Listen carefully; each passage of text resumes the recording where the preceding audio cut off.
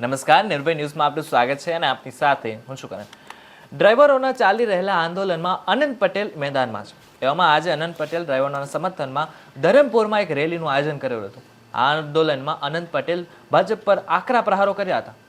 તેમણે તો ત્યાં સુધી કહી દીધું કે આ સરકાર પોતાના ખિસ્સા ભરવા માટે આ કાયદો લાવી છે. આના લીધે ડ્રાઈવરો પોતે પાયમાલ થઈ જશે. તેમણે ભાજપ પર શું શું આકરા પ્રહારો કર્યા છે અને તેમની આગળની રણનીતિ શું છે તે સાંભળો તેમના જ મોઢે. लड़ेंगे लड़ेंगे और लड़ेंगे और लड़ेंगे. બધા જ ડ્રાઈવર મિત્રો જે કાળા કાયદાને રદ કરવા માટે અહીં ઉપસ્થિત થયા છે તે કાર્યક્રમમાં ઉપસ્થિત તાલુકા પંચાયતના સદસ્ય કલ્પેશભાઈ, આદિવાસી સમાજના આગેવાન કમલેશભાઈ, બાર તાપી નર્મદા રિવર લિંક પ્રોજેક્ટના વિરોધ સંઘર્ષ સમિતિના પ્રમુખ એવા બારકુભાઈ, દિનેશભાઈ, દેવુભાઈ, જયેન્દ્રભાઈ, રમેશભાઈ, જયશ્રીબેન તેમજ તમામ આગેવાનો, તમામ ડ્રાઈવર મિત્રો અને પત્રકાર મિત્રો, પોલીસ મિત્રો, આપણી લડત શેના મુદ્દે છે? ડ્રાઈવરો સાથે જે અન્યાયપૂર્વકનો કાયદો પસાર કરેલો એના માટે. શું કાયદો? હિટ એન્ડ રન કેસમાં ડ્રાઈવર ભાગી જાય અને સામેવાળો વ્યક્તિ મરી જાય તો એને 7 લાખ રૂપિયા સરકારને ચૂકવવાના અને 10 વર્ષની સજા. મારે સરકારને એટલું જ પૂછવું છે, આ કોના ફાયદા માટે કાયદો બનાવ્યો છે કે કોના નુકસાન માટે કાયદો બનાવ્યો છે? આમાં નુકસાન ડ્રાઈવરોનું છે જે સૌથી ઓછા રૂપિયા પગાર લઈને ડ્રાઇવિંગ કરે છે અને આખા દેશનું અર્થતંત્ર ચલાવે છે. કોરોનાના કપરા સમયમાં ડ્રાઈવરોના લીધે જ દવાઓ, ઓક્સિજન સિલિન્ડરો હોસ્પિટલ સુધી પહોંચ્યા. ડ્રાઈવરોના લીધે જ શાકભાજી ગામડેથી શહેરોમાં પહોંચ્યું. ડ્રાઈવરોના લીધે જ દૂધ. એ આ જ ડ્રાઈવર માટે જો કાયદો બનાવવાનો હોય લોકસભામાં તો એવો કાયદો બનાવવાનો હતો કે અકસ્માતે મોટી ટ્રકમાં કોઈ ડ્રાઈવરને જાનહાનિ થાય તો એના પરિવારને 10 લાખ રૂપિયા મળવા જોઈએ.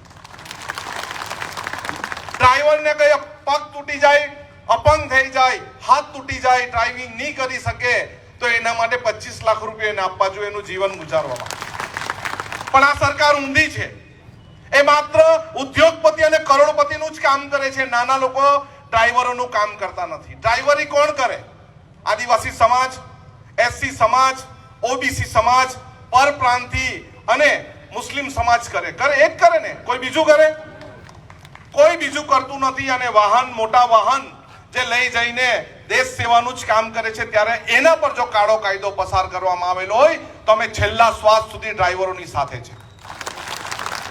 પાર તાપી નર્મદા રિવર લિંક પ્રોજેક્ટની લડાઈ લડ્યા, કસ્ટોડિયલ ડેકની લડાઈ લડ્યા, ભારતમાલા પ્રોજેક્ટની લડાઈ લડ્યા, ત્યારબાદ આંગણવાડી વર્કરોના હક અધિકાર માટે લડ્યા, આશા વર્કરોના હક અધિકારો માટે લડ્યા, 66 કેવીમાં કામ કરનાર જીઈબીના કોન્ટ્રાક્ટ બેઝના કર્મચારીઓ માટેની લડાઈ લડ્યા, શિક્ષકો માટેની લડાઈ લડ્યા. આજે ડ્રાઈવરોની સાથે અમે એટલા માટે જ ઊભા છે કે ડ્રાઈવરોની સાથે પણ અન્યાય થાય છે અને એ અન્યાય અમે સહન કરવાના નથી. અને જે સરકારે લોલીપોપ આપેલું એવા લોલીપોપ અમે ઘણા બધા ખાધા નથી અને આજે પણ તમને ખાવા દેવાના નથી. હાલ પૂરતો સ્થગિત એટલે શું? તમે અહીંથી બોમ્બે ગાડી લઈ જતા હોય ને રસ્તામાં ઉભા રહીને ચા પાણી કરવા જાય એ સ્થગિત કરેલું કહેવાય.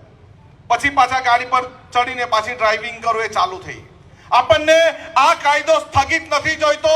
આ કાયદો કાયમ માટે રદ કરવામાં આવે એવું અમને સૂચન જોઈએ છે. અને એવું જો સૂચન નહીં કરશે તો આપણી લડાઈ ચાલુ રહેશે. આપણે આજે ધરમપુર મળ્યા છે, કાલે ચીખલી મળશું, પરમ દિવસે નવસારી મળશું, વલસાડ મળશું, પણ આપણે આ લડત ચલાવવી પડશે. ને કમલેશભાઈ કીધું તેમાં લડત એક વ્યક્તિ, બે વ્યક્તિથી નથી થવાની. અમે તમારી સાથે સહકારમાં રહીશું. અમે તમારી વચ્ચે પોલીસ સાથે ઘર્ષણ ન થાય એના માટે રહીશું. પરંતુ જો તમે જ નહીં આવશો તો અમે પણ રૂડા નથી દેખાવાના.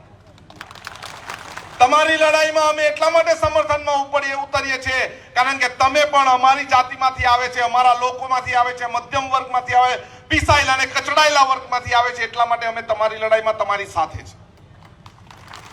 ઘણી વાર એ વાત કરશે કે આ કોઈ ફલાણી પાર્ટી વાળા આવીને એમ બોલી ગયા ભાઈ મને મત નહીં આપશો કઈ વાંધો નહીં, પણ આ ડ્રાઈવરોની લડાઈમાં આપણે સૌ એક સાથે થઈને આપણને હક અને અધિકાર ન મળે ત્યાં સુધી રહીશું.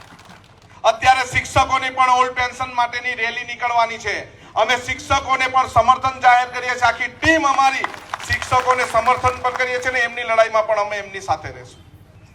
બેને જે વાત કરી દરેક ડ્રાઈવરોએ આમાં લડત ચલાવવી જોઈએ, આખા ગુજરાતમાં લડત ચલાવવી જોઈએ. ગઈકાલે જ મારી પાસે અમદાવાદથી ફોન આવ્યા હતા, જુનાગઢથી પણ ફોન આવ્યા અને રાજકોટમાંથી પણ ફોન આવ્યા. એમણે વાત કરી અત્યારે ચક્કાજામ નથી કરવાના, જ્યારે આખા ગુજરાતમાં એક સાથે તારીખ આપશું ત્યારે તમે તમારું સંગઠનના જો સભા કરો, આવેદન પત્ર આપો અને ત્યારબાદ આખા ગુજરાતમાં એક સમયમાં એક દિવસમાં આપણે એક સાથે ચક્કાજામ કરવાનું છે. આપણે એ તારીખ અને સમયની આપણે રાહ જોવાની છે. પણ આપણી લડાઈમાં ઘણા બધા માલિકો એમને અટકાવ્યા છે. આપણે માલિકો આપણા દુશ્મન નથી કે અમે એમના દુશ્મન નથી, પરંતુ એમને પણ કહીએ છીએ તમારી રોજી રોટી જો કોઈ ચલાવતું હોય એ ડ્રાઈવર છે. ડ્રાઈવરોને જો સમર્થન નહીં આપવાના હોય અને અમારી રોજી રોટીમાં અમને વિક્ષેપ પાડો નહીં તો અમારે પણ તમારું કામ નથી. પરંતુ જ્યારે જ્યારે સત્યની લડાઈમાં, ન્યાયની લડાઈમાં અમે તમારી સાથે ઉભા રહીશું ત્યારે માલિકની પણ ફરજ છે મારા ડ્રાઈવરને કંઈ નુકસાન નહીં થવું જોઈએ, એને પણ તમને સમર્થન જાહેર કરવું પડશે. આજે આપણે સૌ સાથે મળીને આવેદન પત્ર મામલતદાર કચેરીમાં આપવાનું છે અને મામલતદાર કચેરીમાં આપ્યા પછી આપણે જે ગ્રુપ બનાવ્યું છે એમાં નવી તારીખમાં આપણે ચક્કાજામ કરશું. તમે બધા જ અહીં ઉપસ્થિત રહીને આભર તાપમાં બેઠા છો, તમારો સૌનો આભાર. એક સૂત્ર બોલાવીને આપણી વાણીને વિરામ આપીશું. લડેંગે લડેંગે. ત્યારે મહત્વનું છે કે આ કાયદો હાલ સરકારે મુલતવી રાખ્યો છે. આ બાબતે આગળ નિર્ણય લેવામાં આવશે. ત્યારે હજુ પણ ડ્રાઈવરોનો જે ગુસ્સો છે તે શાંત પડ્યો નથી. એમાં પણ અનંત પટેલ ડ્રાઈવરોના સમર્થનમાં છે. ત્યારે હજુ પણ આંદોલનની જે ભીતિ છે તે દર્શાઈ રહી છે. ત્યારે આ બાબતે તમારું શું કહેવું છે અમને કોમેન્ટ કરીને ચોક્કસ જણાવશો. જો વિડીયો થકી તમને કોઈ માહિતી મળી હોય તો વિડીયોને લાઇક અને શેર જરૂરથી કરજો તથા અમારી ચેનલ નિર્ભય ન્યૂઝને સબસ્ક્રાઇબ કરવાનું ભૂલશો નહીં. આભાર.